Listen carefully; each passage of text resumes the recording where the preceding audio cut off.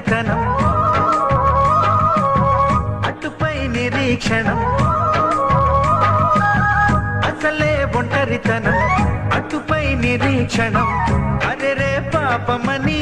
జాలిగా చూసే జనం గోరంత గొడవ జరిగితే కొండంత కోపమా నన్నొదిలి నువ్వు ఉండగలవ నిజం చెప్పవమ్మా అందరినీ ఇలా వెంటపడి అడగాల సరదాగా నువ్వే ఎదురైతే సరిపోదా నిద్రపోతున్న రాత్రి నడిగా గుటికి చేరిన గువ్వల నడిగా